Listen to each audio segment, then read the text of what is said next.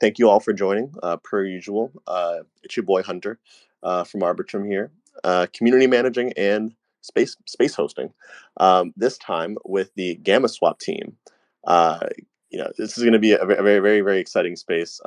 As a lot of you already know, there have been a ton of different projects launching in Arbitrum, especially as of recent. A lot that are innovating on existing some existing DeFi platforms, and some kind of just coming and really doing their own thing.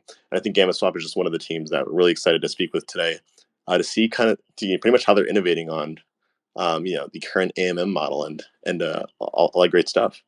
But yeah, how's it going? How's it going, guys? Everything good? Yeah, everything's awesome. Everything's great.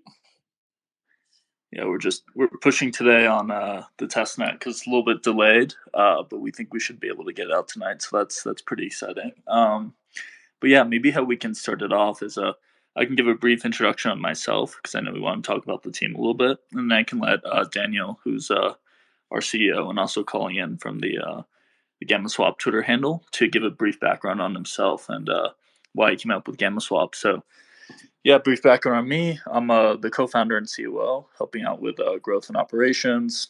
My background, I started out in crypto in 2016, taking advantage of the chemistry premium and doing like some sex arbitrage between inner centralized exchanges and also some triangular arbitrage. So just really simple strategies. And then, yeah, unfortunately, when I graduated college, there weren't many jobs in crypto. I wish there were.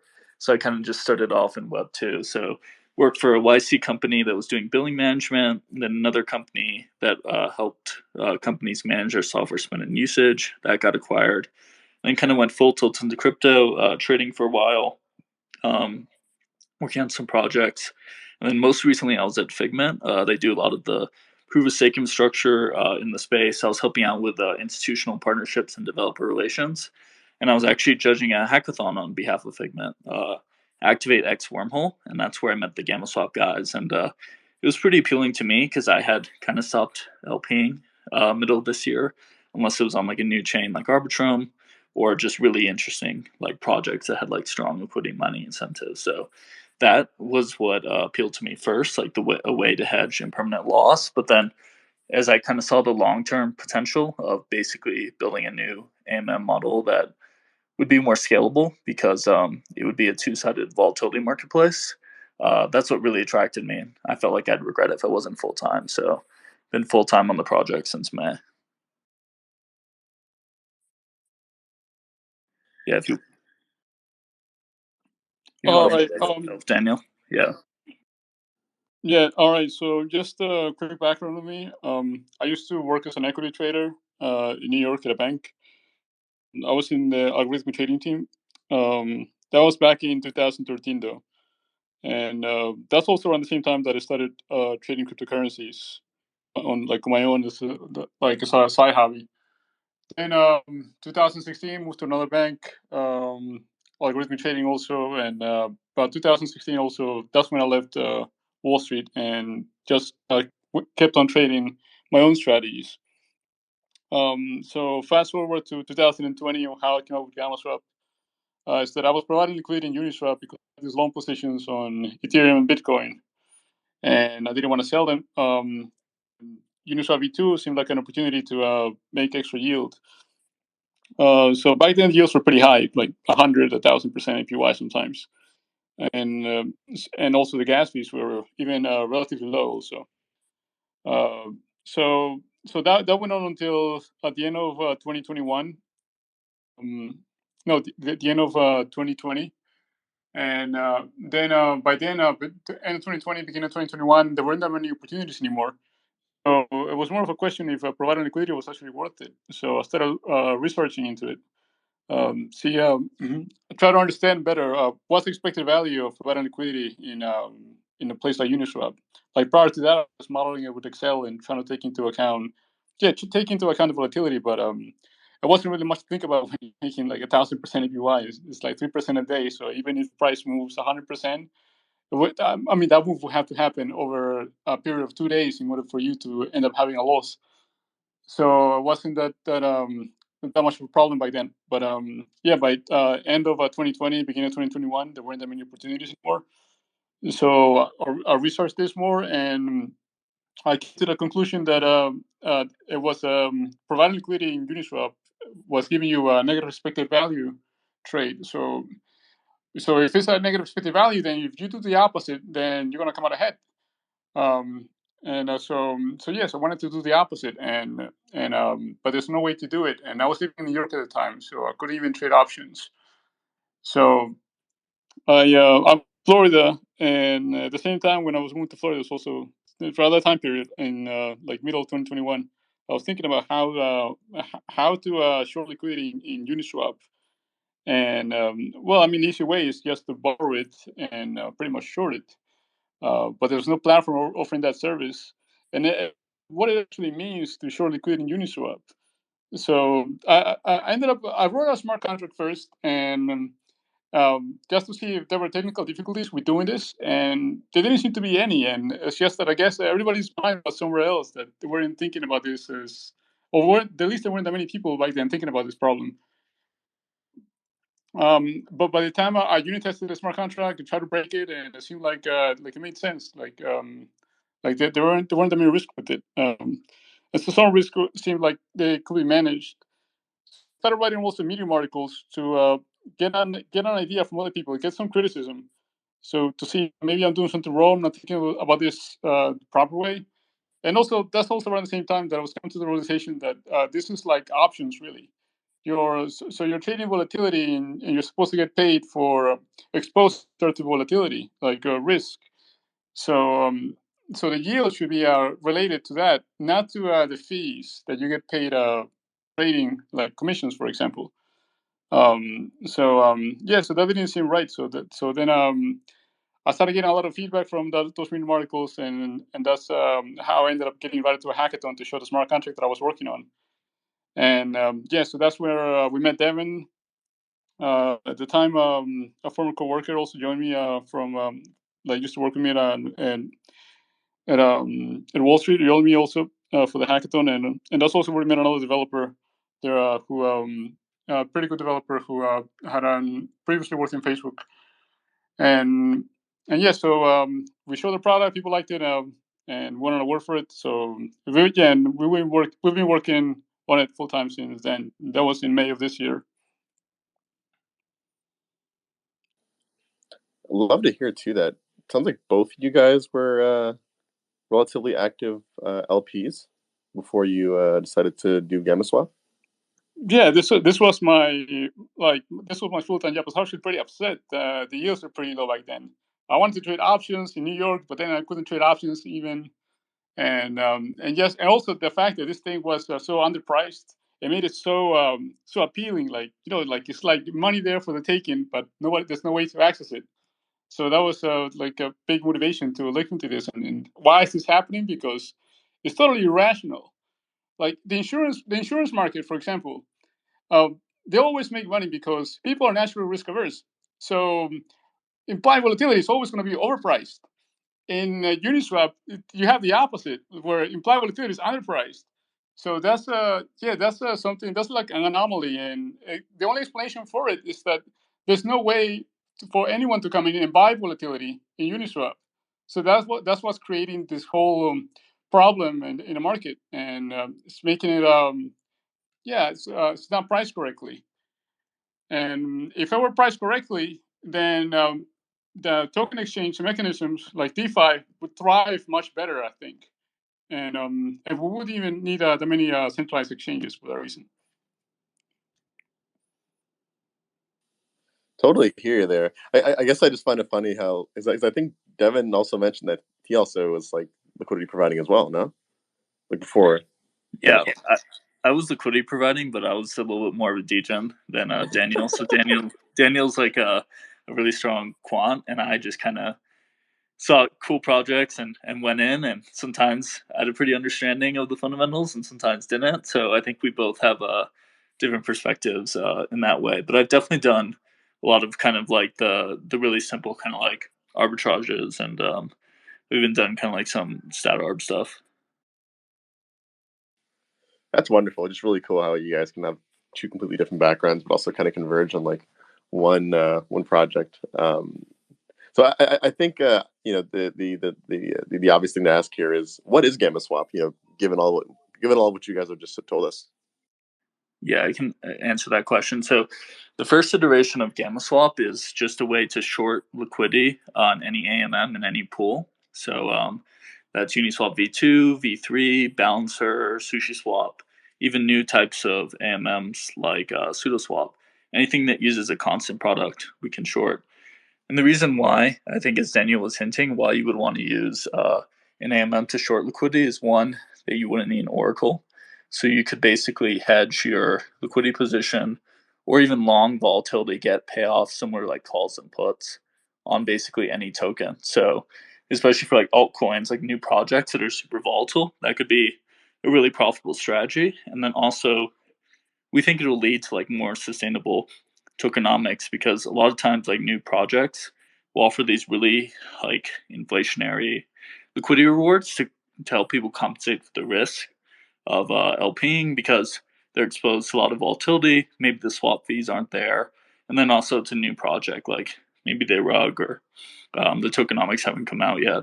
But a better way is just to enable people to buy insurance on their position by using a small percentage of their yield and taking the opposite position.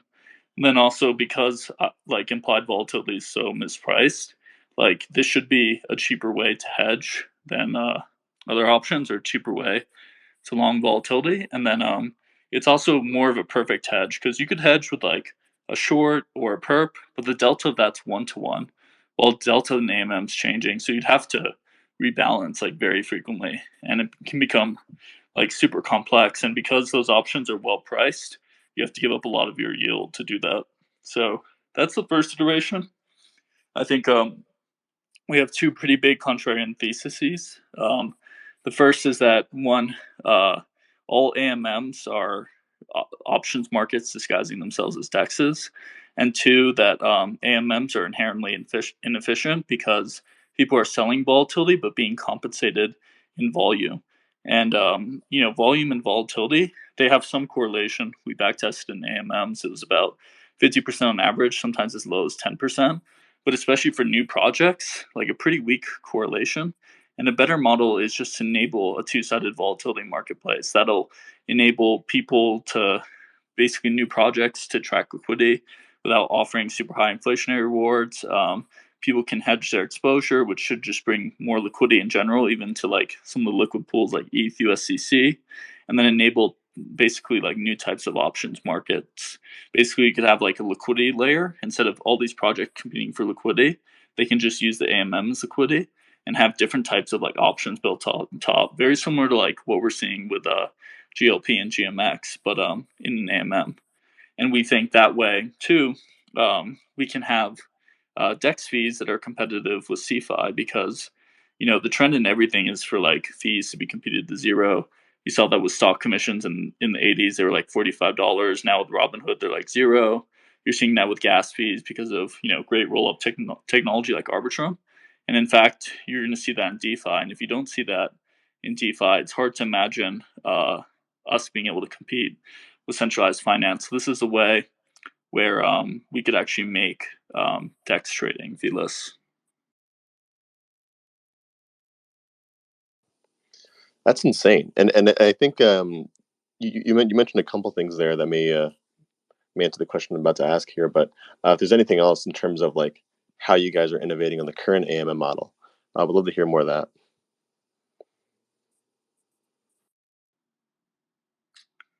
Yeah, I would say maybe I wasn't super clear on this because I kind of talked about some of the reasons why swap fees aren't like AMMs are low and efficient, but that's our long term goal. So mid 2023, we want to launch a new type of AMM that's just a two sided volatility marketplace, not compensated by swap fees at all, and a feeless DEX. And so we feel like that's not only going to enable DEX fees to be competitive from a swap perspective, from like a trading perspective, but also just more liquidity in general, because people are able to hedge their exposure, and there's going to be better in pricing of IV. Like if you look at like TradeFi, like derivatives volume was pretty low until the Black-Scholes model was invented in the 70s, and people knew how to price AMMs, or sorry, price options.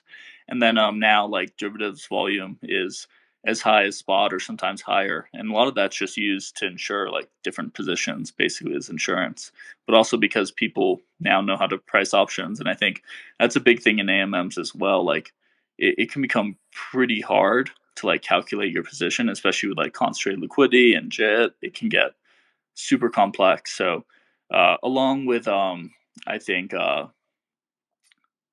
creating this new type of AMM model, we want to create like more education on actually how to like price these things in like simple ways. So we have, for like our test net, we have some pretty cool graphs to show like different payouts based on the collateral you provide. Because if you like, for example, if you're shorting ETH USDC and you provide most of your collateral in ETH in the volatile token, you have like a payoff that looks like more like a call and a put, and you can actually hedge your exposure with a lot less of your yield. So I think that's something, along with just kind of the different model that we're trying to do. So we're going to be posting more educational content around that.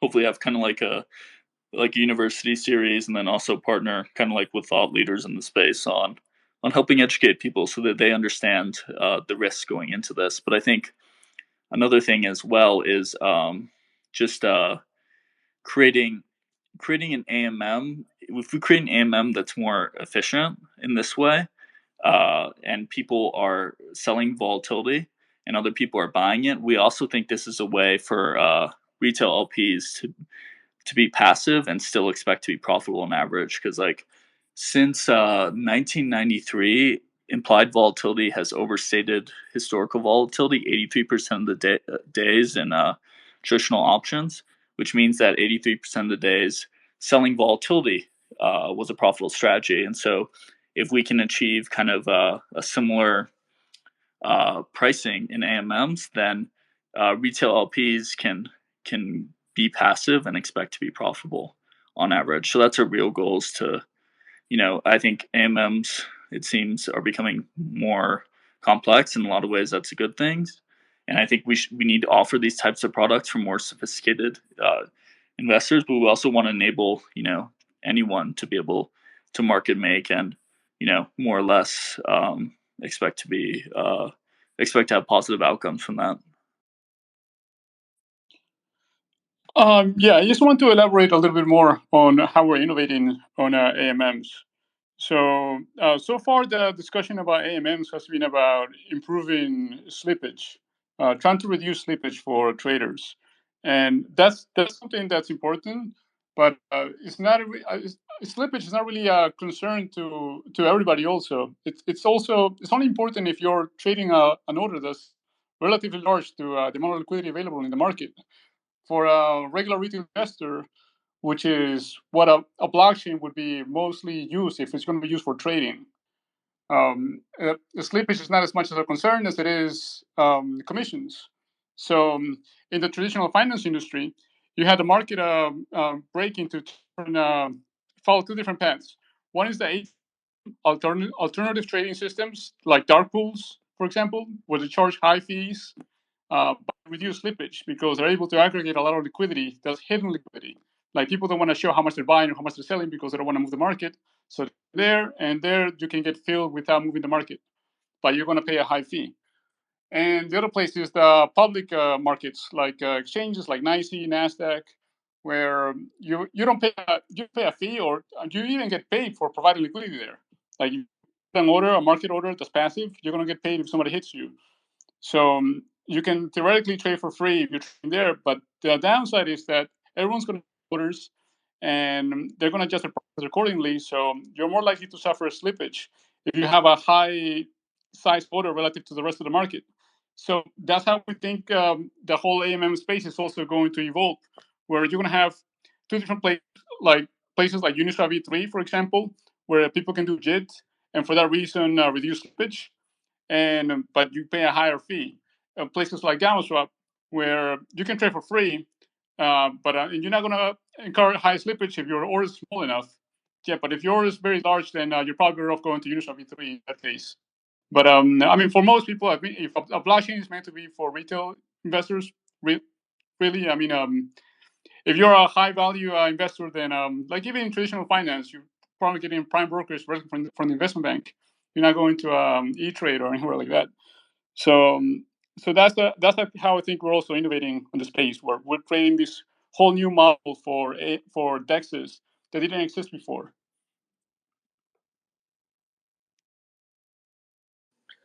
So you both touched on it a little bit, but and I think we can all agree, by the way, that blockchains as they are today, and frankly, I think obviously more so in the future, um, everyone's going to be using blockchains whether they realize it or not.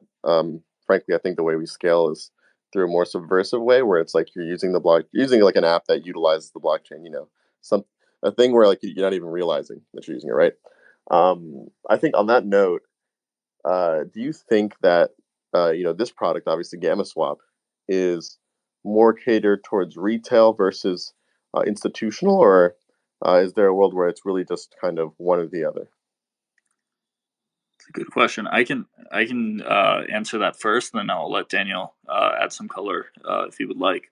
So my thought is at first, because at least like seemingly are shorting the AMM liquidity, especially if you're going to be managing your own strategy to do so, can be a little bit complex. We kind of anticipate people who are doing that to be, more sophisticated retail or institutions looking to hedge their LP exposure. But we're also going to build out vaults to help people manage, basically hedge their IL kind of automatically, and yeah, so they can put in that automated strategy and do that. So we want to give people who are sophisticated and want to take out their own long volatility positions or hedge themselves the ability to do that.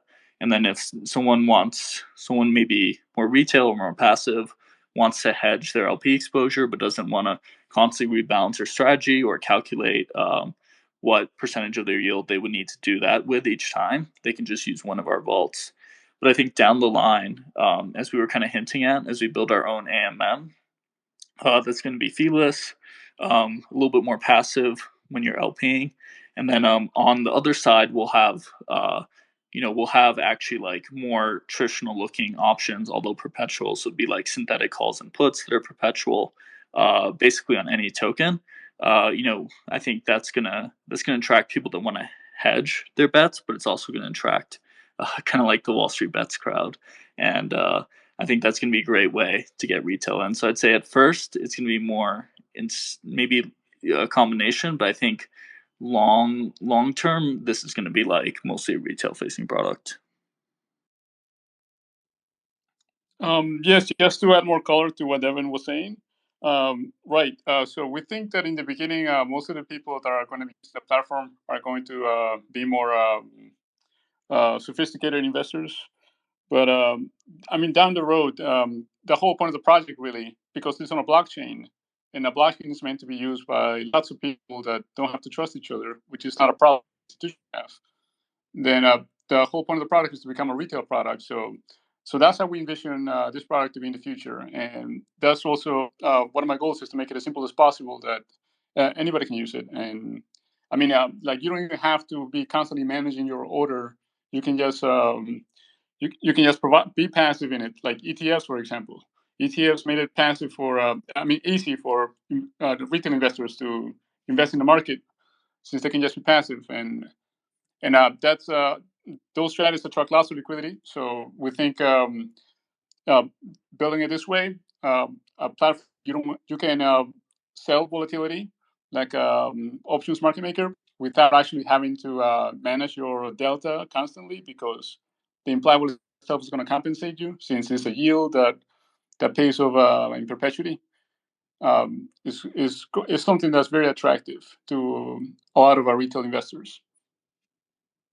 Yeah, I think in a lot of ways, long term, we're going to end up looking kind of like a GMX maybe, but with a totally different implementation, in the sense that we're going to have like LPs kind of have like something like GLP where it's pretty like it's not super risky. I mean, there is some risk. There always has to be risk. There's no free lunch, but I think people who are more passive and maybe not wanting to manage a super active strategy can expect to be profitable on average by providing liquidity. And on the other side, we're going to have lots of different types of people hedging, wanting to get leverage exposure to like different like altcoins.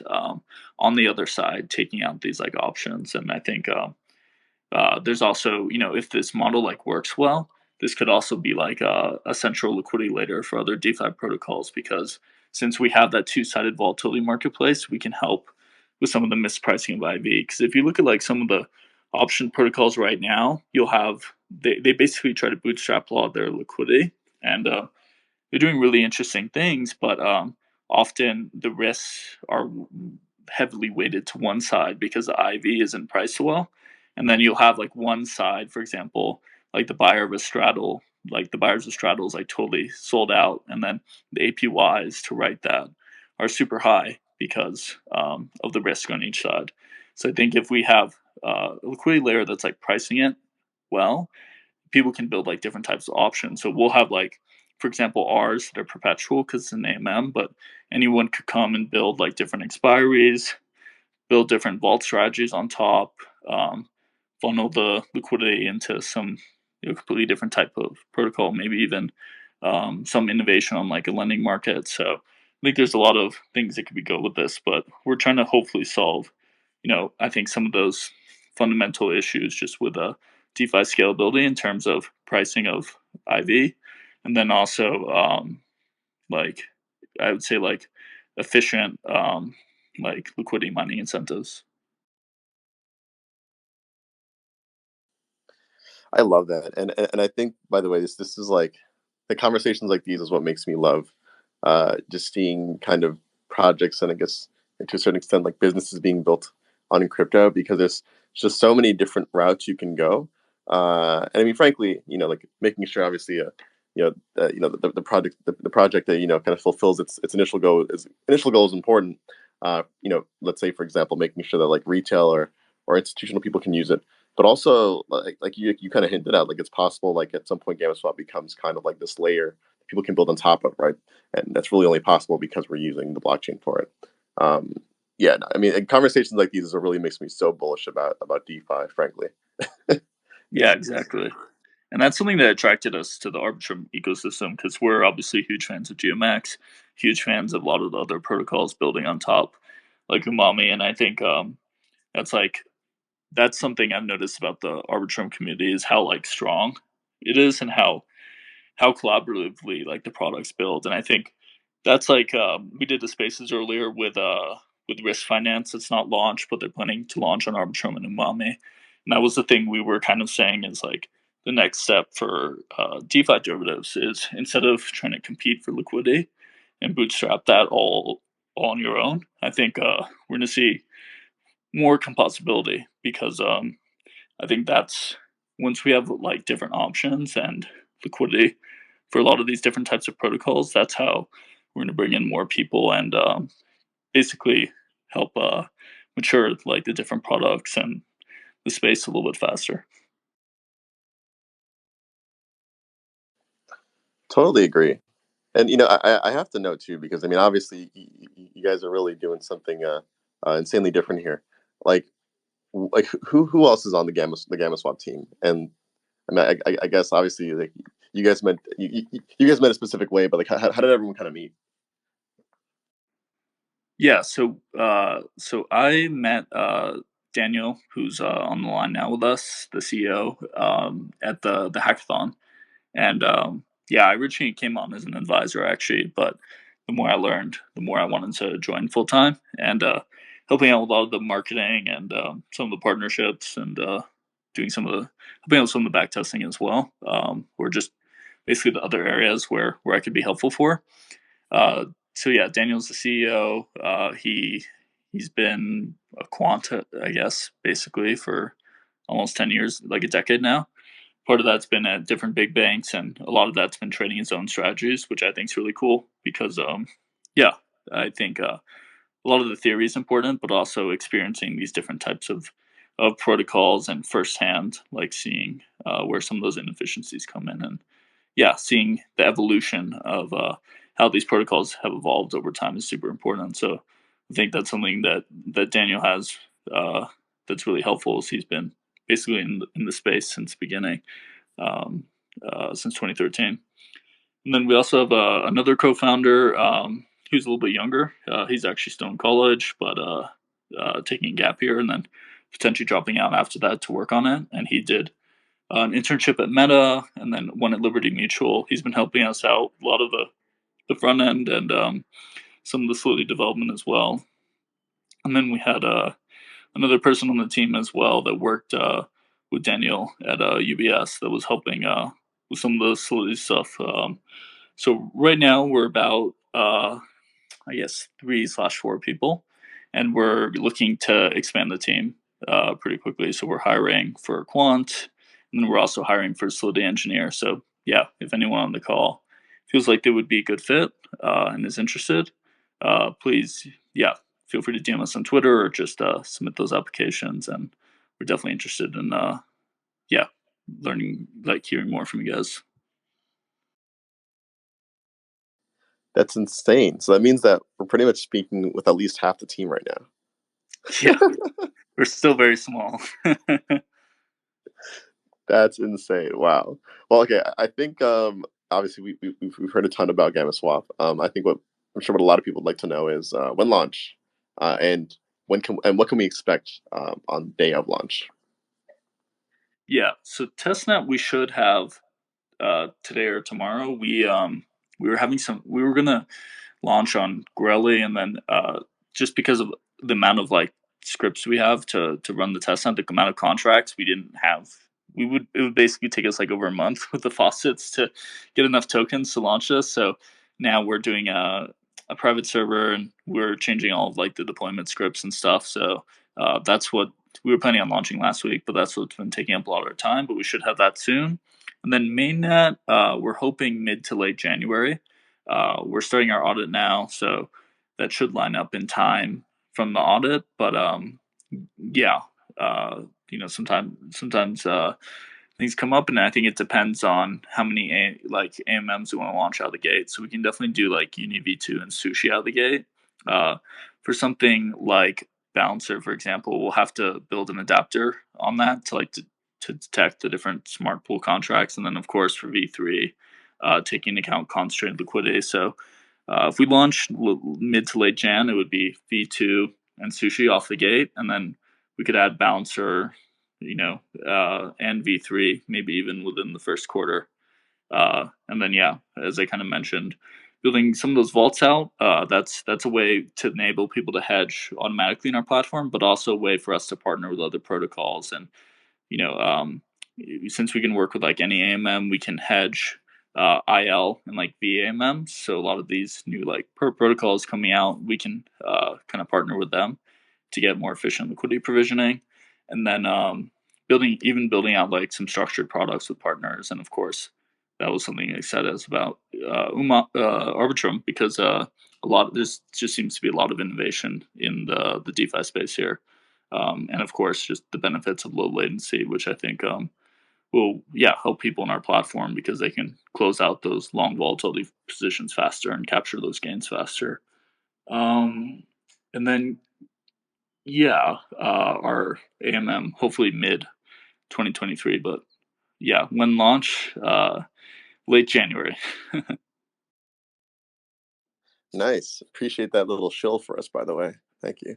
Of course. That's great. In that case, then, like, and you kind of touched on it a little bit there, but I mean, in terms of like ecosystem partners, it's something we always ask, like, partners who are come on AMAs with us. Like, are there any ones that you guys are in particular looking to partner with? And I mean, I guess other than the AMMs you'll be building on is what I mean. Yeah, so we have we're talking to some protocols about like vault partnerships, hedging the VAMs, and or just building vault strategies, or just using us in a treasury management strategy. So I think that we have we have some good kind of like partnerships already forming from that.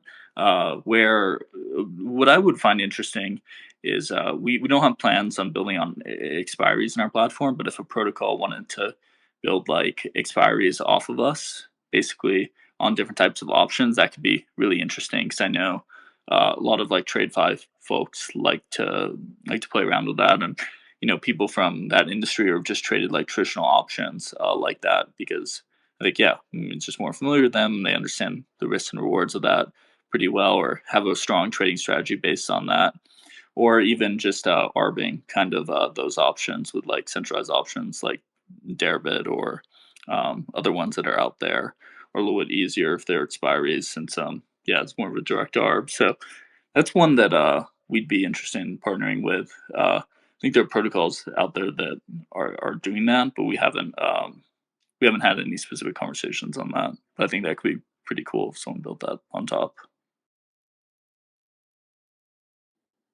That's dope. I love that.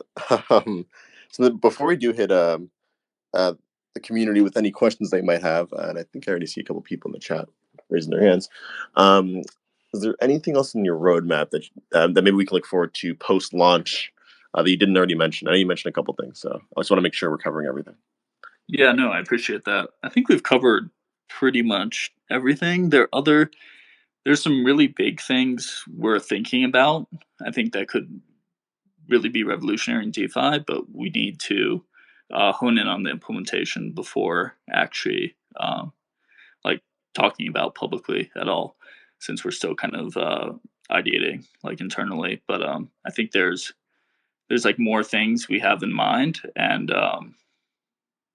I think there are things also that could be built potentially on our platform or with us that we haven't even imagined yet. So I think there's potentially more innovation, and I think once we launch and kind of really start, seeing how this like the markets play out, I think that's where we'll see really interesting things. And I think that's just generally the cool thing about DeFi is that there are products being built and like strategies being built that weren't even possible in traditional finance, and it's hard to even imagine what they'll look like. But because it's just a totally different type of technology and ecosystem. I totally hear you on that one. All right, cool. So then, in that case, anyone in the chat, feel free if you have any questions regarding GammaSwap and what we're going over today. Feel free to raise your hand, and I'll make sure to bring you on up. We do have one person already having their hand up, so I'll actually bring them up first. Yeah, let's make sure it's GammaSwap related.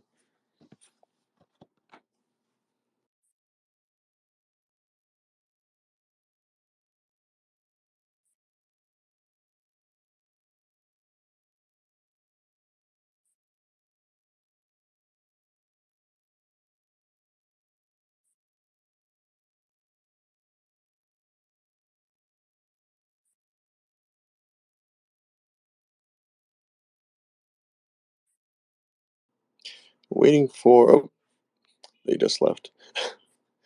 I think they were connecting. Let's give it about a minute just in case. Yeah, no worries.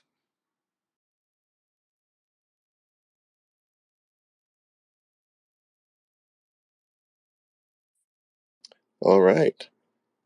Adding Turbine Ether. .eth.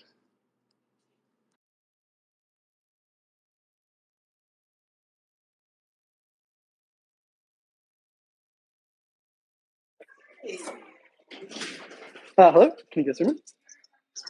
Jam. Perfect. Hi. No, I mean, very exciting stuff. Loving what I'm hearing. Big fan of derivatives, also DeFi. The reason why I got into crypto specifically was reading the Uniswap paper and realizing that they just wanted retail to sell off, which I thought was beautiful. But specifically in the context of GammaSwap, just to make sure I understand it correctly. So liquidity providers are being compensated with an additional fee that's related to borrowers borrowing their LP token. But how do you guys, I guess, determine the rate of borrowing exactly? It's just a linear function of utilization, or how do you exactly set that? Yes. So it is based on a utilization rate, but it's not a linear function because the relationship between implied volatility and the yield is actually quadratic. So like it's exponential. So the same relationship here is also in the model is also exponential. So as liquidity dries up for LP tokens that can be shorted, the yield starts shooting up, like going up very high. So it's not a linear function. It's exponential actually. Got it. So if I'm borrowing the LP token, I have to pay an exponential function of the utilization, plus whatever the, I guess, accrued trading fees would have been for the LP position. Is that correct? No, well, so if you're all right, yeah. So what's accruing, right? Yeah. So you would owe what's left or what's accrued on the LP position, and also the interest rate that's on top of the LP position.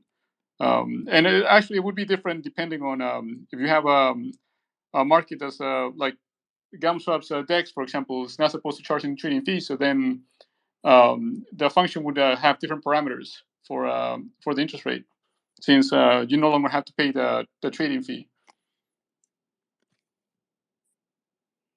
Got it. Cool. Makes sense. Thanks.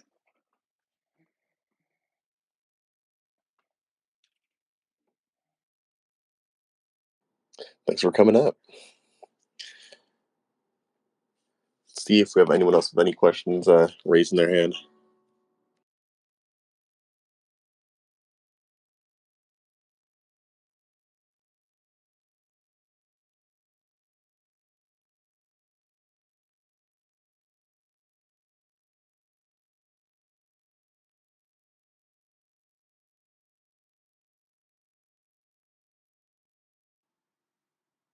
So Yuri, I don't know if I'm pronouncing that right. Raise their hand.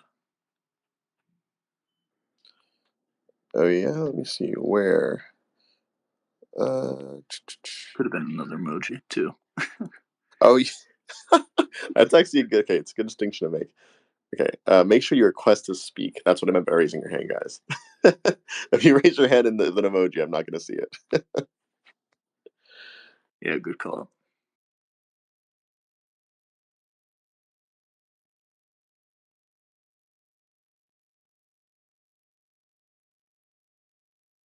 Actually, I have one maybe obvious question, but maybe not so obvious to those who aren't active traders.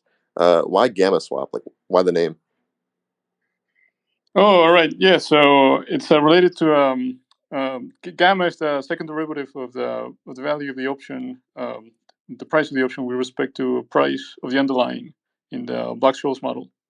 So so since normally when people are short on volatility, they're saying they're short gamma, or the long volatility, they're saying the long gamma. Well, since the platform allows the exchange of volatility exposure, somebody wants the long volatility or short volatility, then yeah, it's a gamma swap. So you're swapping gamma.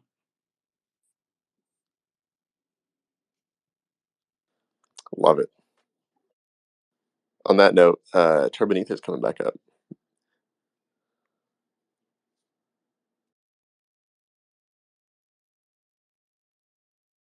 You have the stage.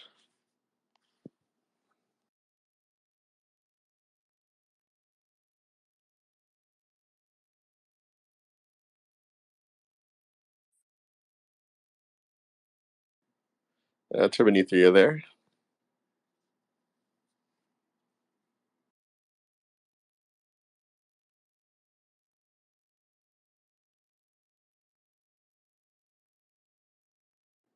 All right. If not, you can just raise your hand again.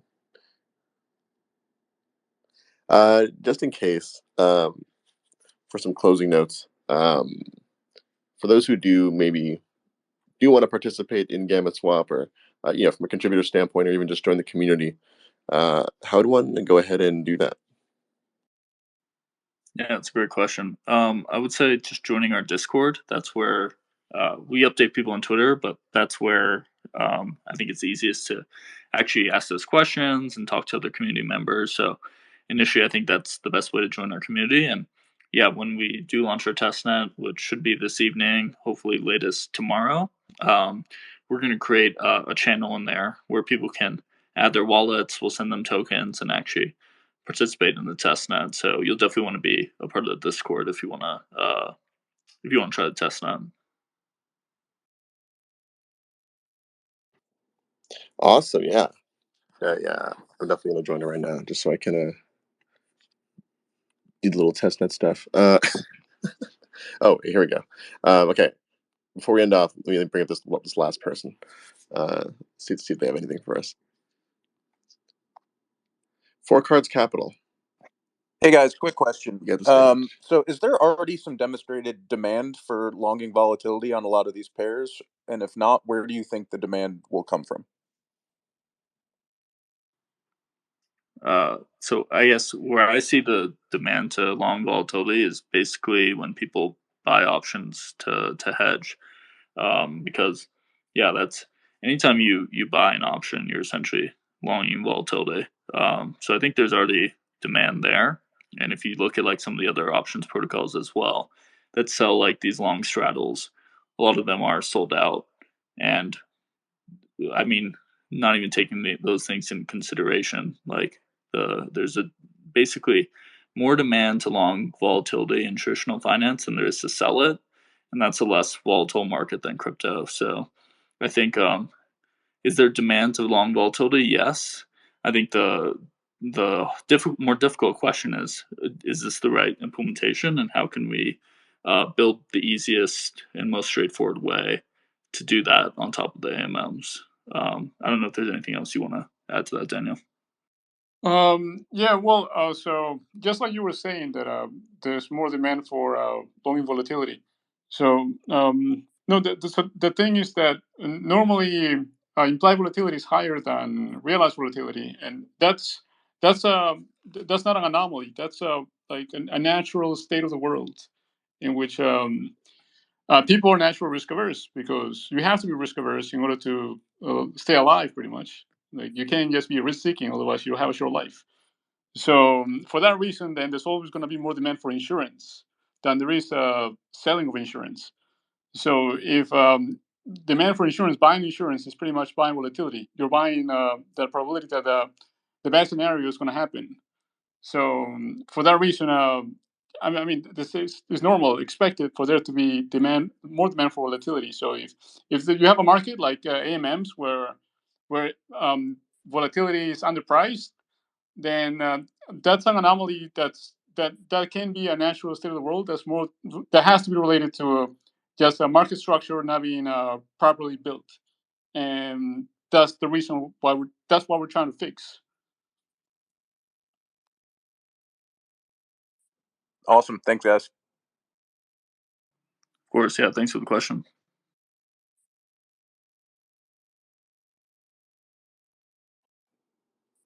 All right, nice. Yeah, I think we can maybe. What do you guys think? Wait for another question just in case, and then if not, we can end off. Yeah, sounds good.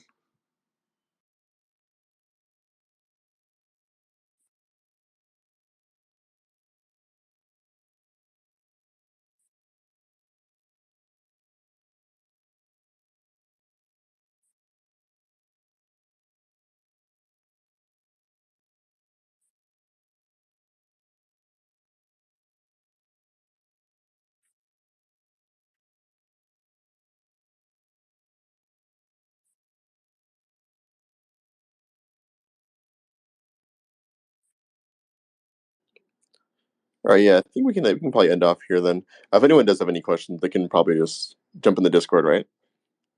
Yeah, just jump in the Discord, and we're really trying to push to get this out as soon as possible. So we may be a little bit slower than we'd like, but once we get this initial kind of state of the testnet launch, I think we'll be able to answer questions a lot more quickly. But we'll get to them for sure. So yeah, if there's any, please ping us in Discord. Also, if we like post a tweet or a thread, you have a question, just reply, and we'll try to get back to you as well.